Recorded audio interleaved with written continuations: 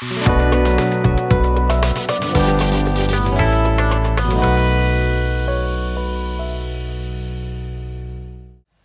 सभी को मेरा नमस्कार। कैसे हैं आप सभी लोग? उम्मीद करता हूँ आप सब अच्छे होंगे। चलिए बिना किसी देरी करे अपन आज का वीडियो शुरू कर देते हैं। आज का वीडियो जैसे मैंने पूर्व में आपको बताया था, आज की वीडियो का हमारा विषय है संविधान का निर्माण, making of the Indian constitution. Bharat के संविधान का निर्माण कैसे हुआ। तो अभी तक हमने जितने भी वीडियो बनाए उसमें हमने समझा कि किस प्रकार से हमारे संविधान की प्रक्रिया, बनने की प्रक्रिया, उसका हिस्टोरिकल बैकग्राउंड क्या रहा, उस सब के बारे में हमने जानकारी प्राप्त की। और इससे पहले वाले वीडियो हमने बताया था कि जो अंतरिम सरकार बनी थी आजादी से पहले, वो कौन कौन लोग थे जो अंतरिम सरकार में शामिल थे। साथ में आज हम बात कर रहे हैं हमारे संविधान सभा का निर्माण, यानी हमारे संविधान का निर्माण कैसे हुआ, संविधान सभा का निर्माण कैसे हुआ, इस सब की चर्चा हम लोग करेंगे। तो मैंने यहाँ पहले से ही बिंदु आपको मेंशन कर रखे हैं।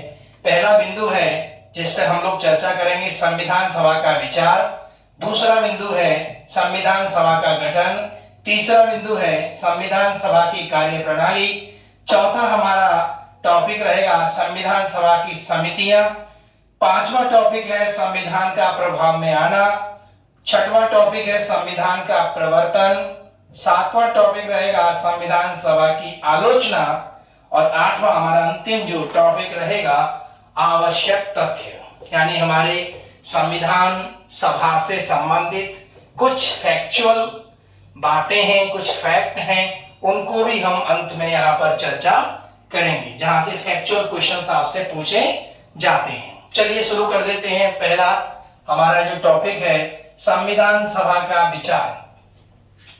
संविधान सभा होनी चाहिए, ये विचार कहां से आया? तो मैं इसे थोड़ा सा बहुत बैक में ले चलता हूं। संविधान सभा के निर्माण का जो पहला विचार है वो संयुक्त राज्य अमेरिका और फ्रांस में जन्म लिया। यानी सबसे पहले संविधान सभा बननी चाहिए किसी भी देश के लिए, और जो संविधान बनाएगी उस देश के लिए, ये विचार सबसे पहले अमेरिका और फ्रांस में आया था। ठीक है। और हम लोग जानते हैं कि अमेरिका और फ्रांस डेमोक्रेटिक कंट्री हैं, और यहाँ से हमने बहुत कुछ सीखा है, और उनके संविधान से भी हमने अपने संविधान में बहुत सारे जो चीजें हैं वो शामिल की हैं। लेकिन भारत में संविधान सभा हो, ये विचार किसी भारतीय के मन में आया। वो भारतीय कौन था? तो उसमें एक नाम आता है बाल गंगाधर तिलक। बहुत सम्मान से मैं इनका नाम लेता हूं। हमारे देश के 3 बड़े क्रांतिकारी हुए हैं, लाल, बाल, पाल, जिनमें बाल गंगाधर तिलक जी का नाम आता है। तो बाल गंगाधर तिलक जी ने सबसे पहले, आप सब लोग जानते हैं, उन्होंने स्वराज नारा दिया था, स्वराज अभियान चलाया था, और अपने स्वराज्य विधेयक में उन्होंने सबसे पहली बार भारत में संविधान सभा की बात की थी। तो सबसे पहला विचार हमारे भारत में अगर किसी के द्वारा दिया गया है तो उनका नाम है बाल गंगाधर तिलक। तो इस बात को आप बहुत ध्यान से समझना है। उसके बाद हम लोग जानते हैं कि हमारे देश में 1915 में महात्मा गांधी जी वापस आ गए थे। आप और हम सब जानते हैं कि महात्मा गांधी जी ने हमारे देश के अलावा विदेश में भी आजादी की लड़ाई लड़ी थी। यानी साउथ अफ्रीका में गांधी जी ने सत्य और अहिंसा का प्रयोग करके इन्हीं अंग्रेजों के खिलाफ लड़ाई जीती थी, और उसे जीतने के बाद में 1915 में महात्मा गांधी जी भारत वापस आए थे। और जैसे ही महात्मा गांधी वापस आए तो उन्होंने पूरे भारत का भ्रमण करने का निर्णय लिया, और देश को आजाद कराने के लिए सत्य और अहिंसा के साथ वो आगे बढ़े। तो बाल गंगाधर तिलक के बाद में अगर किसी का विचार आया है तो वो महात्मा गांधी जी की ओर से आया है। महात्मा गांधी जी ने अपनी हरिजन नाम की पत्रिका में 1922 में यह लिखा कि भारत के लिए एक संविधान सभा होनी चाहिए, और वह संविधान सभा संप्रभु होनी चाहिए, और वो भारत के लिए संविधान बनाने का काम करेगी, ऐसा हरिजन पत्रिका में सबसे पहले 1922 में महात्मा गांधी ने लिखा था। ठीक है, तो दूसरा नाम महात्मा गांधी जी के आता है। तीसरा, 1923 में सुप्रू समिति बनी थी, उन्होंने कॉमनवेल्थ ऑफ इंडिया बिल में संविधान सभा की वकालत की थी, बात की थी। तो तीसरा आप नाम याद रखेंगे, सुप्रू समिति, कॉमनवेल्थ ऑफ इंडिया बिल। 1925 में गांधी जी की अध्यक्षता में सर्वदलीय बैठक हुई दिल्ली के अंदर, याद रखना। 1925 में गांधी जी के नेतृत्व में, गांधी जी की अध्यक्षता में सर्वदलीय बैठक, सारे दलों की बैठक हुई और उस बैठक में रिजोल्यूशन पास किया गया कि भारत के लिए एक संविधान सभा होनी चाहिए जो भारत के लिए एक संविधान बनाएगी। तो यहाँ पे एक विचार उत्पन्न हुआ। 1934 में एक बहुत बड़े आप कह सकते हैं मार्क्सवादी थे, विचारक थे, उनका नाम है M N. Roy, mister M N. Roy, Manvendra Nath Roy इनका पूरा नाम है। एम.एन. रॉय का पूरा नाम है मानवेंद्र नाथ रॉय। इन्होंने संविधान सभा की संकल्पना दी, इन्होंने भी चर्चा की और कम्युनिस्ट थे, ये विचारक थे, बहुत बड़े नेता माने जाते हैं हमारे देश के एम.एन. रॉय।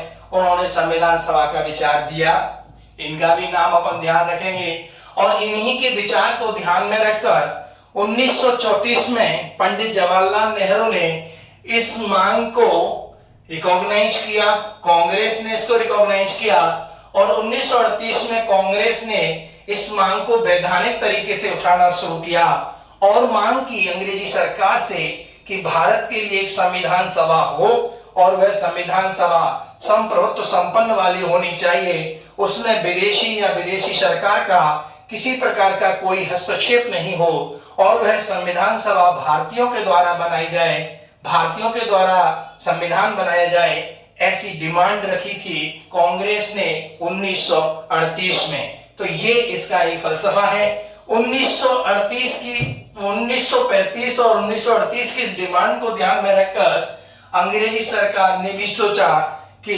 भारत की मांग जो है वो लगातार जोर पकड़ती जा रही है और आप लोग जानते हैं कि ये जो दौर है 38 के बाद में 1939 में द्वितीय विश्व युद्ध प्रारंभ हो गया था और द्वितीय विश्व युद्ध में स्थिति ब्रिटेन की अच्छी नहीं थी और ऊपर से जो हमारी प्रांतीय सरकारों के लिए 1937 में चुनाव हुआ था, द्वितीय विश्व युद्ध के कारण पिछले वीडियो मैंने चर्चा की थी कि हमारी जितनी भी प्रांतीय सरकारें थीं उन्होंने इस्तीफा दे दिया था और इससे अंग्रेजी हुकूमत पर एक दबाव बना हुआ था।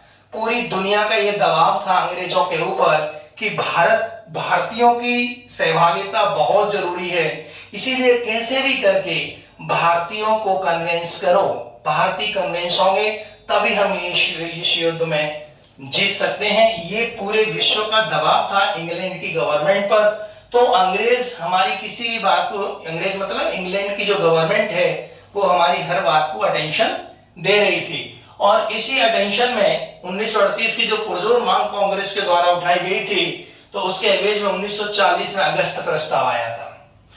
अगस्त प्रस्ताव आया। इस अगस्त प्रस्ताव में ये जो हमारी मांग थी संविधान सभा की उसे कहीं ना कहीं व्यवहारिक रूप में कह सकते हैं मान लिया था, लेकिन मुस्लिम लीग ने इसका बहिष्कार कर दिया। मुस्लिम लीग को यह स्वीकार नहीं थी क्योंकि मुस्लिम लीग पूरे जोर से अलग पाकिस्तान की मांग कर रही थी, इसीलिए मुस्लिम लीग किसी भी प्रस्ताव पर विचार करने के लिए तैयार नहीं थी। किसी भी प्रस्ताव से मेरा आशय है जिस प्रस्ताव में पाकिस्तान की मांग को नहीं माना जा रहा था या अलग पाकिस्तान के निर्माण की बात नहीं की जा रही थी, उस प्रकार के किसी भी प्रस्ताव को लेकर मुस्लिम लीग कन्विंस नहीं थी और वो उसे अस्वीकार कर रही थी। क्योंकि कांग्रेस के बाद में दूसरी सबसे बड़ी पार्टी उस समय मुस्लिम लीग थी, तो मुस्लिम लीग का कन्विंस होना भी बहुत जरूरी था कांग्रेस के साथ साथ में। खैर क्रिप्स मिशन बाद में वो अगस्त प्रस्ताव के बाद में क्रिप्स मिशन आया। क्रिप्स मिशन में क्रिप्स वही है, स्टैफोर्ड क्रिप्स हैं जो बाद में कैबिनेट मिशन लेकर आए थे। तो क्रिप्स मिशन में भी हमारी संविधान सभा की मांग को माना गया था, लेकिन फिर से रोड़ा लटक गया और वो मांग फिर वो जो प्रस्ताव था वो अस्वीकार हुआ मुस्लिम लीग के द्वारा। तो इस प्रकार से, और आप लोग जानते हैं 1942 में जब कृष्ण चला आया, उसी समय भारत में भारत छोड़ो आंदोलन मूवमेंट शुरू हो गया था। भारत छोड़ो आंदोलन शुरू होने से एक भयावह स्थिति बन गई थी, और उस कंडीशन में हम भारतीय किसी भी इंग्लैंड की गवर्नमेंट के किसी भी प्रस्ताव को स्वीकार करने में असमर्थ थे। खैर, तो 1942 का क्रिप्स मिशन आया, वो भी फेल हो गया। फिर फेल होने के कई कारण हैं जो हम लोग इतिहास में चर्चा करेंगे, यहाँ चर्चा का वो विषय नहीं है। 1946 में 1946 में कैबिनेट मिशन आया। याद रखना, कैबिनेट मिशन बहुत इंपॉर्टेंट मिशन है। इस कैबिनेट मिशन में 3 लोग शामिल थे। एक वही थे स्टोफर्ड क्रिप्स, जो पहले क्रिप्स मिशन लेकर आए थे, जो फेल हो गया था। वही फिर से स्टोफर्ड क्रिप्स आए, एबी अलेक्जेंडर आए और पेंटिक लॉरेंस आए। यानी ये 3 मेंबरी कमीशन था। वो हमारे भारत में संविधान सभा की बात को लेकर और भी कई संवैधानिक सुधारों को लेकर आए थे। लेकिन याद रखना, इस कैबिनेट मिशन में कोई भी भारतीय शामिल नहीं था, इसीलिए इसका विरोध कांग्रेस ने भी किया, मुस्लिम लीग ने भी किया था। तो कैबिनेट मिशन का भी हम विरोध कर रहे थे, लेकिन कैबिनेट मिशन में कहीं ना कहीं संविधान सभा की मांग को मान लिया गया था। ठीक है, तो फाइनली मैं अपने पॉइंट पर आ जाता हूं कि फाइनली हमारे देश में ये एकदम क्लियर हो गया कैबिनेट मिशन के तहत कि अब भारत के लिए एक संविधान सभा होगी। एक इंपॉर्टेंट चर्चा मैं यहां पर और रखना चाहूंगा कि 1946 में कैबिनेट मिशन के माध्यम से अंग्रेजी सरकार पूरी तरह से कन्विंस हो गई थी कि भारत के लिए भारतीयों के द्वारा एक संविधान सभा का निर्माण होगा, और वह संविधान सभा भारतीयों के लिए संविधान बनाने का काम करेगी। ये सब इतना जल्दी परिवर्तन क्यों आया? क्योंकि अंग्रेज कभी भी हमारे भारत को छोड़ने की इच्छा नहीं रखते थे। वो हमेशा भारत को अपने कब्जे में रखना चाहते थे, भारत को गुलाम बनाए रखना चाहते थे। इसीलिए तो हमारे कितने सारे क्रांतिकारियों ने अपनी जान गंवाई, अपने प्राण गंवा दिए, लेकिन अंग्रेज भारत को छोड़ने के मूड में नहीं थे। लेकिन परिस्थितियां ऐसी थी कि अंग्रेजी हुकूमत को हमारी डिमांड के सामने, हमारे आंदोलनों के सामने झुकना पड़ा। एक तो 1942 का भारत छोड़ो आंदोलन बहुत बड़ा आंदोलन था, जिस प्रकार से असहयोग आंदोलन 1920 का हुआ था, फिर सविनय अवज्ञा आंदोलन, नमक कानून तोड़ा गया, उस समय जो आंदोलन हुआ था, कुछ लगभग ऐसा ही आंदोलन 1942 का आंदोलन था। और 1942 का आंदोलन भले ही अंग्रेजी सरकार के, अंग्रेजी हुकूमत के द्वारा दबा दिया गया, लेकिन अंग्रेजों की स्थिति दूसरे विश्व युद्ध में बहुत डाउन हो रही थी।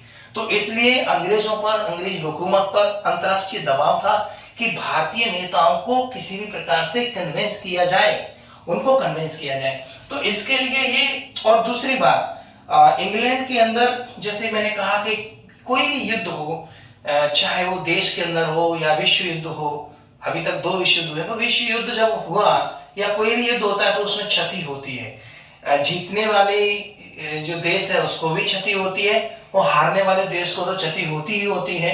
तो क्षति दोनों पक्ष को होती है। तो ये जो दूसरा विश्व युद्ध था, इसमें इंग्लैंड को बहुत क्षति हुई। इंग्लैंड अब किसी भी आंदोलन को झेलने के बिल्कुल उस स्थिति में नहीं था।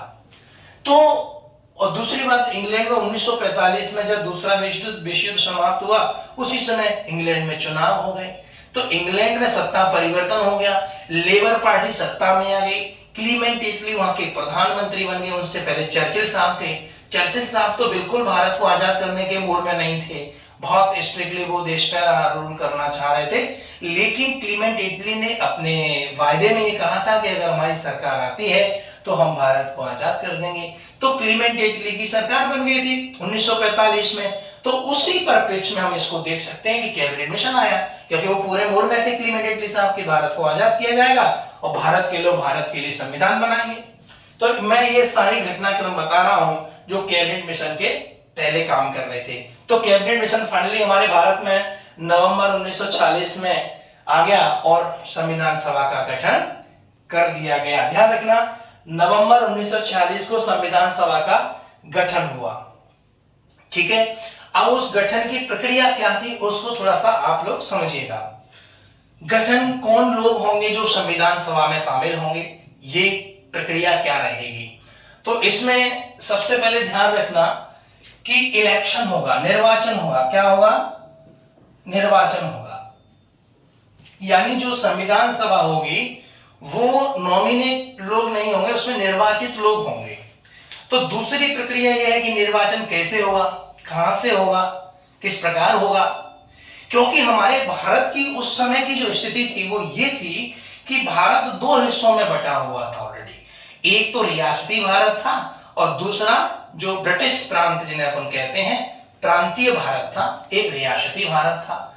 ब्रिटिश रूल जहां तक काम कर रहा था वो हमारा ब्रिटिश भारत, ब्रिटिश प्रांत कहे जाते थे। और दूसरा हमारा जहां ब्रिटिश रूल काम नहीं करता था, जहां हमारे राजा महाराजा होते थे, वो रियासती भारत था। तो अब सबको कैसे शामिल किया जाए, उसमें क्या किया जाए, तो उसमें सबसे पहला विचार यही रखा कि भाई उसमें निर्वाचन कराया जाएगा। निर्वाचन कैसे होगा? संविधान सभा का गठन हो गया। अब संविधान सभा का गठन, ये प्रस्ताव आ गया, तो अब इसका गठन कैसे होगा? तो इसके लिए क्या होगा? निर्वाचन होगा, इलेक्शन होगा। डायरेक्ट होगा या इनडायरेक्ट होगा? तो डायरेक्ट इलेक्शन कराना तो उस समय पॉसिबल नहीं था कि संविधान सभा के लिए डायरेक्ट इलेक्शन कराया जाए। इसीलिए इलेक्शन हुआ संविधान सभा के लिए, वो कैसा हुआ? इनडायरेक्ट, अप्रत्यक्ष इलेक्शन हुआ। अप्रत्यक्ष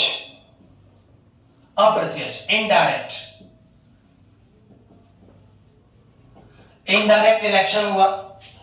इनडायरेक्ट इलेक्शन का मतलब यह था कि प्रांतीय जो विधानसभाएं हैं, वो प्रांतीय विधानसभाएं अपनी विधानसभाओं से सदस्यों को इलेक्शन करके संविधान सभा के लिए भेजेंगे। ठीक है, ये डिसाइड हो गया। दूसरा, जो रियासती राजा हैं वो अपनी रियासत से कुछ लोगों को नॉमिनेट करके या अपना सिलेक्शन करके भेजेंगे। तो ये कंफर्म हो गया कि इलेक्शन होगा, पर वो इलेक्शन कैसा होगा? इनडायरेक्ट होगा। याद रखना, संविधान सभा के लिए जो इलेक्शन हुआ था ठीक वैसे ही हुआ था जैसे आज हमारे उच्च सदन राज्यसभा के लिए इलेक्शन होता है। ठीक उसी प्रकार से इलेक्शन हुआ था संविधान सभा के लिए। आगे चल के जब हम राज्यसभा को पढ़ेंगे और राज्यसभा के इलेक्शन प्रोसेस को पढ़ेंगे तो आपकी समझ में आएगा कि ये प्रोसेस क्या होती है। अप्रत्यक्ष होता है, आनुपातिक प्रतिनिधित्व प्रणाली के द्वारा होता है, एकल संक्रमणीय मत से होता है। अब ये आनुपातिक प्रतिनिधित्व प्रणाली क्या होती है, एकल संक्रमण मत क्या होता है, एकल संक्रमणीय मत क्या होता है, ये सब चर्चा हम वहां पर करेंगे जब हम राज्यसभा का इलेक्शन पढ़ेंगे, राज्यसभा की संरचना को पढ़ेंगे, तब वहां पर चर्चा करेंगे। फिलहाल इतना मान लीजिए कि संविधान सभा के लिए इनडायरेक्ट इलेक्शन हुआ था, प्रांतीय विधानसभाओं से लोग चुनकर आए थे। ठीक है, रियासतों से रियासती जो राजा महाराजे थे उन्होंने अपने लोगों को चुनकर भेजना था। अब कितने लोग चुनकर आएंगे? तो उस समय जैसे आज भी सांसद चुना जाता है, हमारा सांसद मेंबर ऑफ द पार्लियामेंट जो चुना जाता है, तो उसके लिए 10 लाख जनसंख्या पर एक सांसद निर्वाचित किया जाता है। ये आज की स्थिति में हम भारत में कह सकते हैं। ठीक वैसे ही 10 लाख की जनसंख्या पर एक सदस्य को निर्वाचित होके आना था। समझ गए इस बात को? यानी 10 लाख पॉपुलेशन पर एक सदस्य निर्वाचित होके आएगा। तो हम जानते हैं हमारे उस समय तत्कालीन 11 प्रांत थे। जैसे आज 29 स्टेट है, वैसे उस समय कितने थे? 11 प्रांत थे। 11 प्रांतों से लोग चुनकर आने हैं और देसी रियासतें बहुत सारी थी, उनसे लोग चुनकर आने हैं। ठीक है, तो डिसाइड हुआ कि टोटल 389 सदस्य संविधान सभा के लिए आएंगे। यानी हमारी ये संविधान सभा होगी और इसमें टोटल जो लोग होंगे 389 होंगे, ये डिसाइड हो गया। ठीक है, संविधान सभा क्या है? संविधान सभा वही थी जो वायसराय की काउंसिल थी। जो वायसराय की परिषद थी वही संविधान सभा में कन्वर्ट हो गई।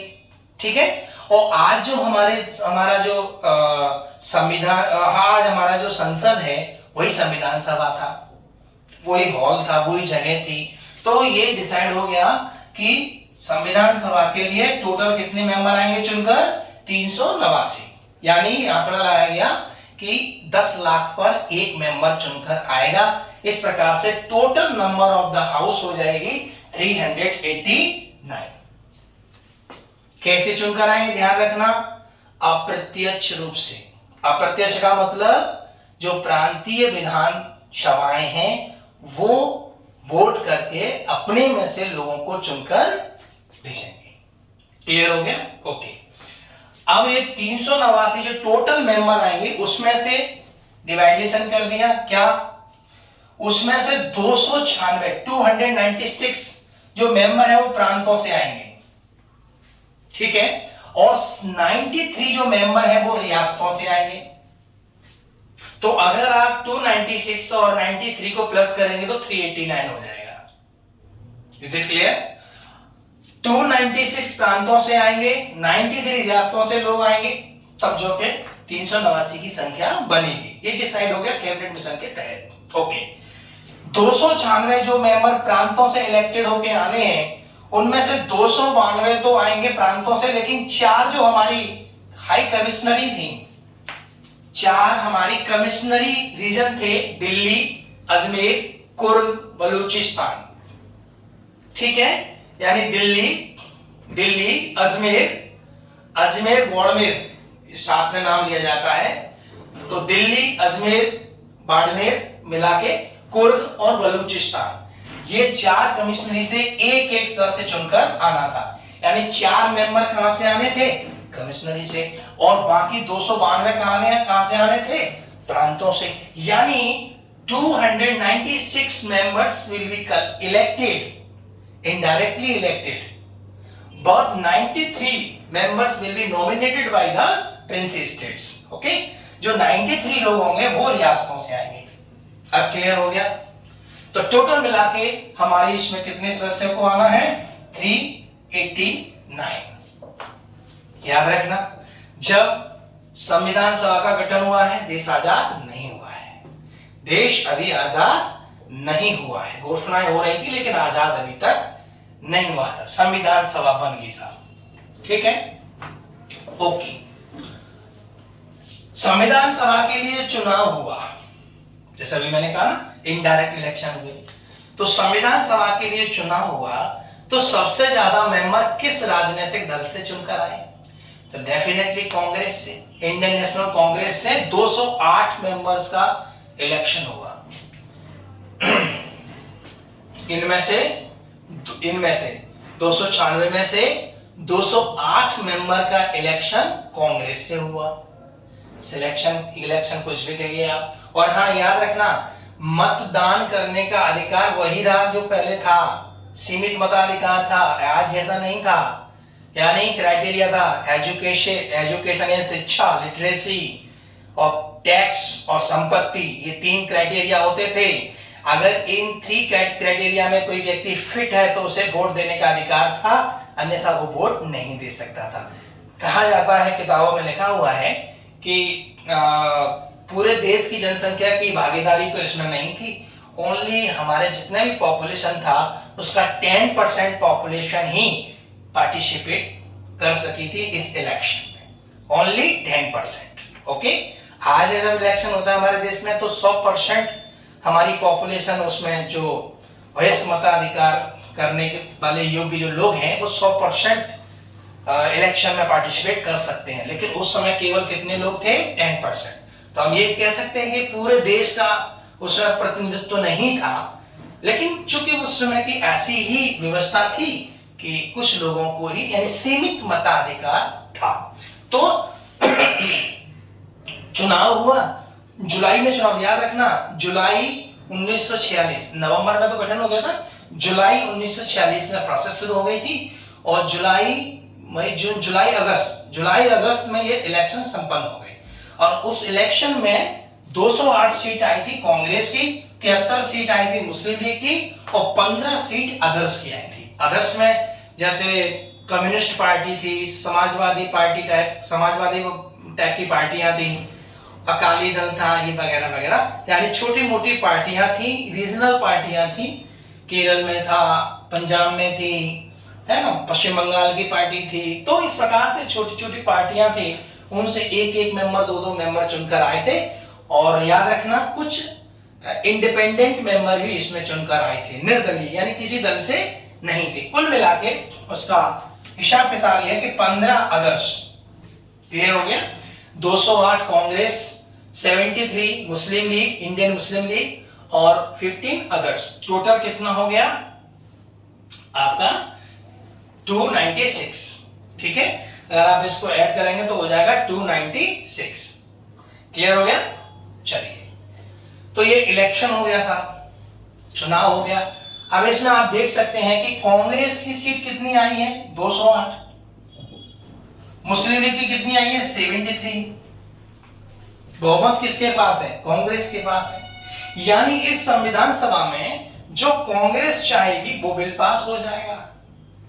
यानी संविधान सभा में जो संविधान बनाने की जो प्रक्रिया होगी उसमें कोई भी रिजोल्यूशन पास कराना हो तो कांग्रेस उसको पास करा लेगी, क्योंकि कांग्रेस के पास कितनी सीटें हैं 208, यानी बहुमत है, मेजॉरिटी है। कितने में से 296 में से 208 सीट लेके बैठे हैं, मैजिक आंकड़े से भी ज्यादा है। और मुस्लिम लीग जो अपेक्षा कर रही थी सीट ज्यादा मिलेगी, उसको कम मिली, 73 ही सीट है उसकी। तो मुस्लिम लीग की तो यह समझ में आ गया कि सदन के अंदर हम चिल्लाएंगे, कुछ भी करेंगे, लेकिन हमारी नहीं चलने वाली, क्योंकि हमारा बहुमत नहीं है। और सदन में तो उसी की चलती है जिसके पास नंबर होता है, बहुमत होता है। तो मुस्लिम लीग परेशान थी। खैर, इलेक्शन हुआ, हो गया इलेक्शन, संविधान सभा का गठन हो गया। संविधान सभा का गठन कब हुआ है, नवंबर 1946 को। नवंबर 1946 को संविधान सभा का गठन हो गया। ठीक है, चलिए अब हम शुरू करते हैं। गठन होने के बाद ये गठन प्रक्रिया समझ में आ गई, यानी ये हमारा टॉपिक संविधान सभा का विचार पूरा हो गया। और दूसरा हमारा संविधान सभा का गठन किस प्रकार से हुआ। ठीक, अब थोड़ा आगे और बढ़ते हैं, संविधान सभा की कार्यप्रणाली को देखते हैं। ठीक है, बस ये हमारा आज के लेक्चर का ही अंतिम बिंदु होगा, संविधान सभा की कार्यप्रणाली।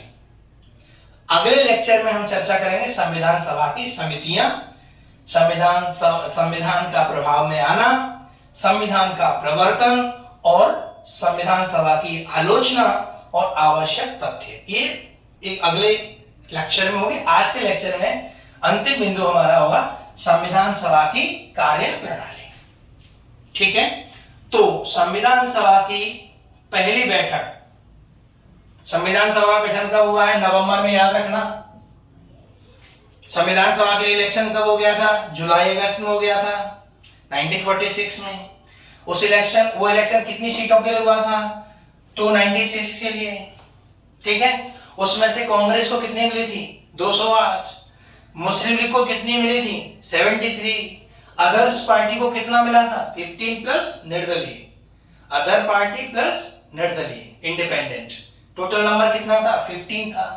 टोटल ये नंबर हो गया 229। और चार लोग कहां से आए थे इलेक्शन होके, कमिश्नरी से। कमिश्नरी कौन कौन सी हैं, Delhi, Ajmer, Coorg, Balochistan. Is it clear. चलिए अब आगे बढ़ते हैं। अब साहब 9 दिसंबर 1946,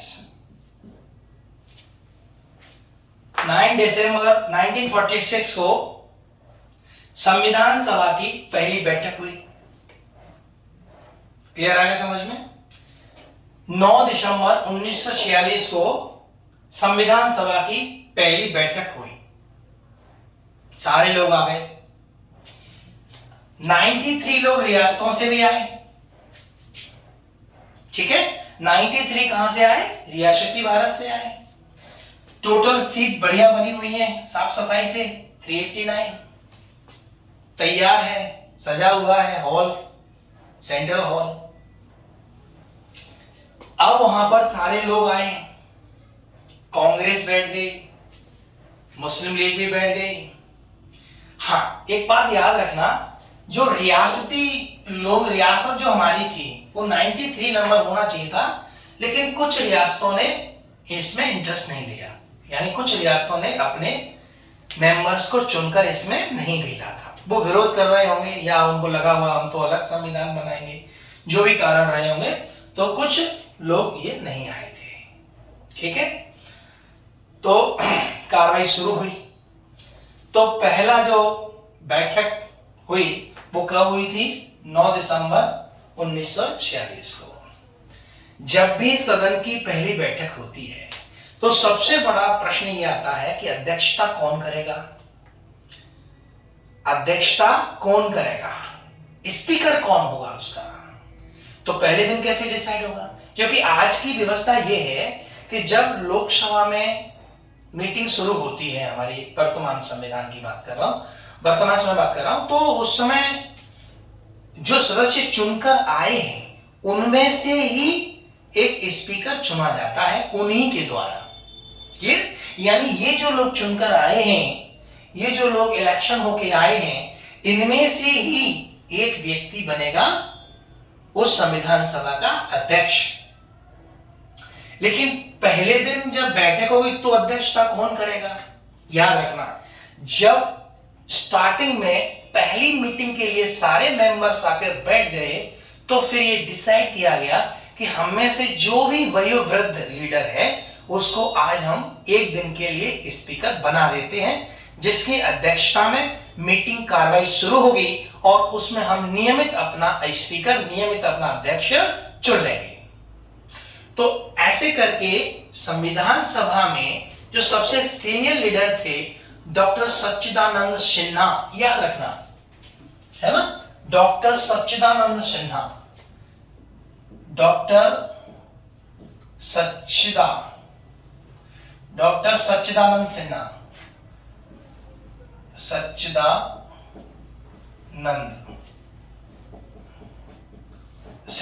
सच्चिदानंद सिन्हा ये सबसे सीनियर लीडर थे।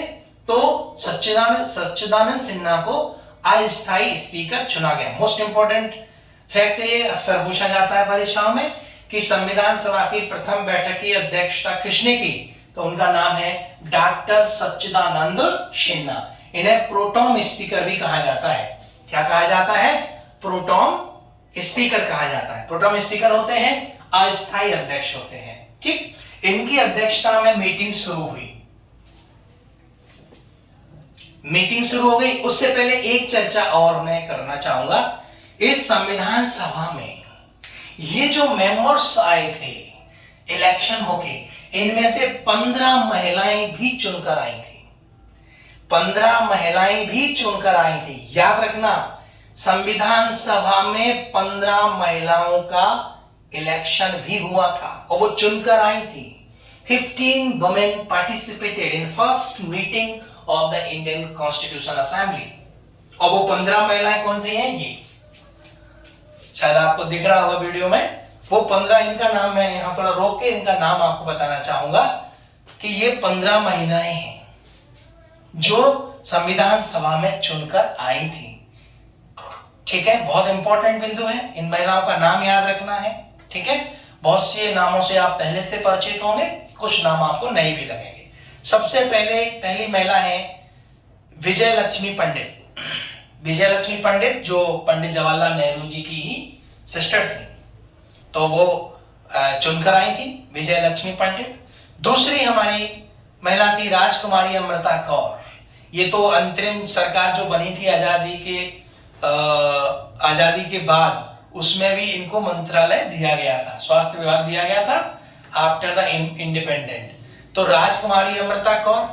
तीसरी है सरोजनी नायडू। सरोजनी नायडू चुनकर आई थी। विजय लक्ष्मी पंडित, राजकुमारी अमृता कौर, सरोजनी नायडू।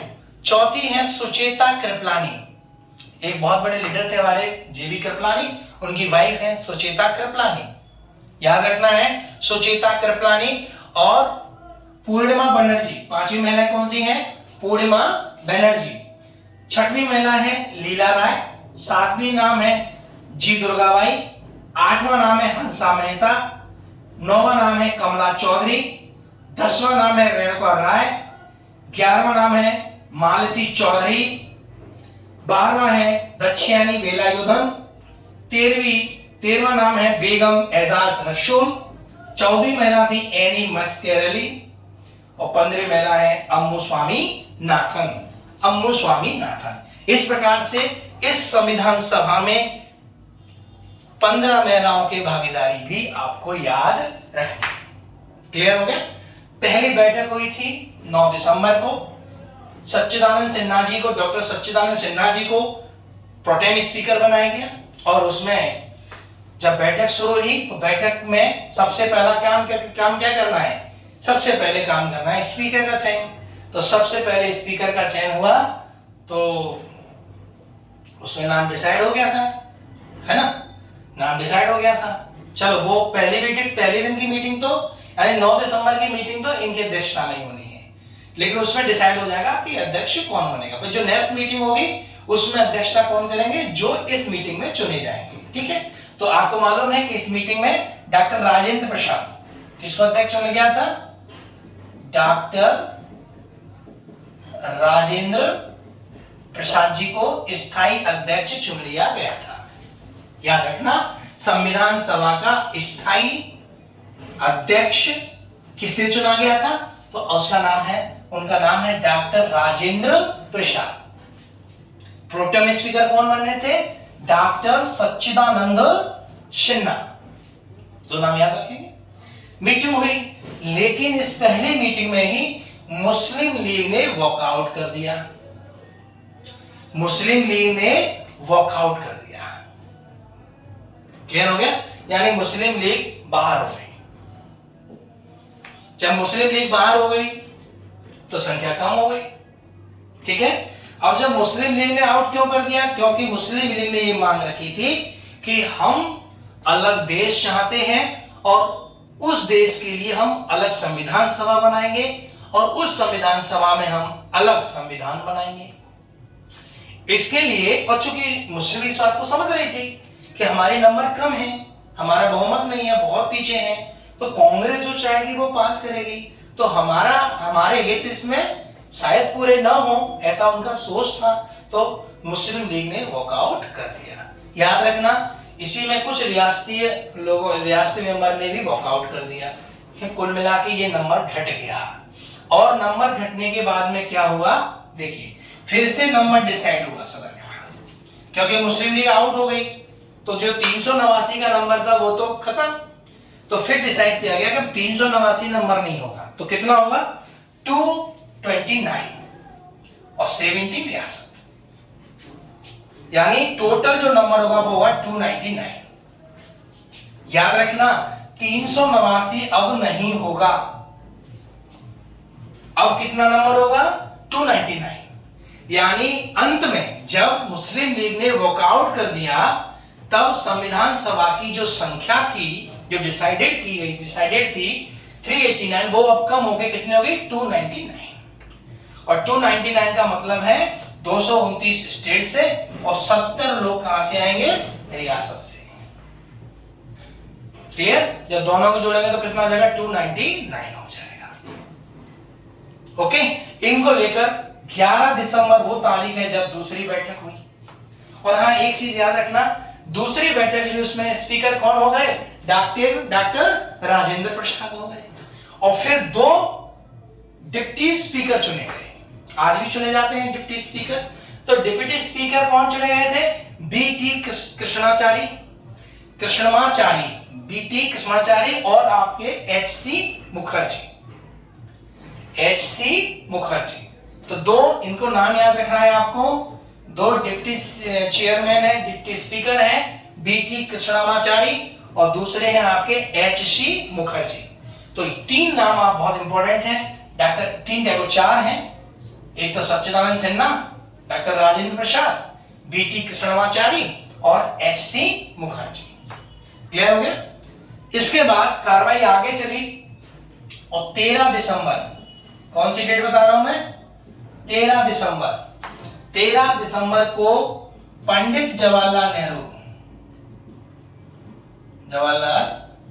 नेहरू जी के द्वारा उद्देश्य प्रस्ताव प्रस्तुत किया गया। याद रखना, उद्देश्य प्रस्ताव बहुत इंपॉर्टेंट है ये उद्देश्य प्रस्ताव। उद्देश्य प्रस्ताव संविधान सभा में किसके द्वारा प्रपोज किया गया, ये क्वेश्चन आपसे पूछा जाता है तो आपका आंसर होगा पंडित जवाहरलाल नेहरू। क्लियर। दूसरा, उद्देश्य प्रस्ताव में क्या था?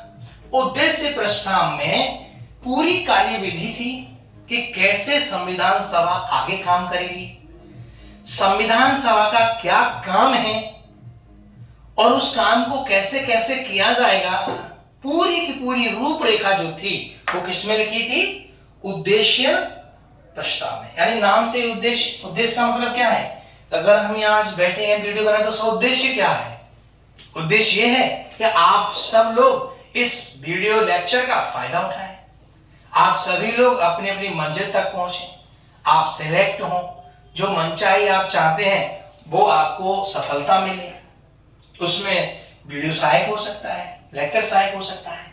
यानी उद्देश्य क्या है, ये लोग क्यों इस सदन में आके बैठ गए हैं, तो वो उद्देश्य प्रस्ताव किसके द्वारा लाया गया था? 13 दिसंबर को पंडित जवाहरलाल नेहरू। याद रखना, उस उद्देश्य में आज के संविधान की जो प्रस्तावना है, जो प्रियम्बल है, वो इसी उद्देश्य प्रस्ताव से ली गई है लगभग, है ना? लगभग उद्देश्य प्रस्ताव ही आगे चल के क्या बना है? संविधान की प्रियम्बल बनी है। तो उसके बाद क्या हुआ? सारे लोग बैठ गए, मुस्लिम लीग चली गई, सब कुछ हो गया और ये बात हो रही है 13 दिसंबर 1946 की, 13 दिसंबर 1946 की। ओके, अब क्या है? अब संविधान सभा को काम करना है। ठीक है, संविधान सभा को काम करना है। काम कैसे होगा? काम सबके सहयोग से होगा। जितने लोग सदन में बैठे हुए हैं सबके सहयोग से होगा। सबको कार्य विभाजन करना पड़ेगा और इस कार्य विभाजन को करने के लिए क्या बनाई गई थी? समितियां। याद रखना, समितियां, टोटल जो समितियां हैं वो लगभग 20 बनाई गई थी और उसमें से 8 समितियां बेहद महत्वपूर्ण थी। 8। तो उन समितियों की चर्चा हम नेक्स्ट लेक्चर में करेंगे। आज के लेक्चर में इतना ही है और इस लेक्चर का हम यही समापन करते हैं। अगले लेक्चर में हम संविधान सभा की समितियां बहुत इंपॉर्टेंट है। ड्राफ्टिंग कमेटी जैसे आप लोग सुनते हैं, जिसके अध्यक्ष BR अम्बेडकर साहब थे, उन्हें संविधान का पिता कहा जाता है। वो सारी चर्चाएं हम अगले लेक्चर में करेंगे। बहुत इंपॉर्टेंट होने वाला है अगला लेक्चर। तो इस लेक्चर की सारी बातें मेरी तरफ से हो गई हैं, चाहे वो संविधान का विचार हो, संविधान सभा का विचार हो, संविधान सभा का गठन हो या संविधान सभा की कार्यप्रणाली हो। क्लियर हो गया? तो इस प्रकार से अप्रत्यक्ष निर्वाचन के द्वारा, आनुपातिक प्रतिनिधित्व प्रणाली के द्वारा एकल संक्रमणीय मत से चुने हुए सदस्य इस संविधान सभा में बैठ रहे हैं और वो देश के लिए संविधान बना रहे हैं। और वो संविधान बनाएंगे कैसे?